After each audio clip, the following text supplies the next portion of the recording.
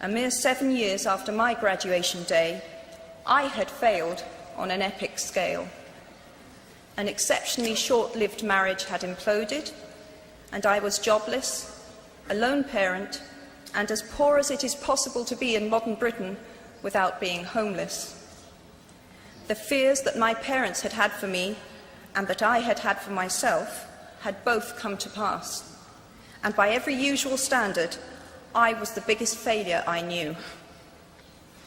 Now, I'm not going to stand here and tell you that failure is fun. That period of my life was a dark one, and I had no idea that there was going to be what the press has since represented as a kind of fairy tale resolution. I had no idea then how far the tunnel extended, and for a long time, any light at the end of it was a hope rather than a reality. So why do I talk about the benefits of failure? Simply because failure meant a stripping away of the inessential. I stopped pretending to myself that I was anything other than what I was, and began to direct all my energy into finishing the only work that mattered to me. Had I really succeeded at anything else, I might never have found the determination to succeed in the one arena where I believed I truly belonged. I was set free because my greatest fear had been realized, and I was still alive, and I still had a daughter whom I adored, and I had an old typewriter and a big idea.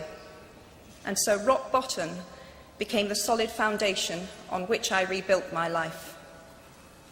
You might never fail on the scale I did, but some failure in life is inevitable. It is impossible to live without failing at something, unless you live so cautiously that you might as well not have lived at all, in which case you fail by default.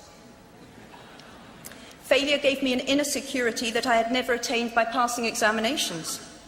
Failure taught me things about myself that I could have learned no other way. I discovered that I had a strong will and more discipline than I had suspected. I also found out that I had friends whose value was truly above the price of rubies. The knowledge that you have emerged wiser and stronger from setbacks means that you are, ever after, secure in your ability to survive. You will never truly know yourself or the strength of your relationships until both have been tested by adversity. Such knowledge is a true gift.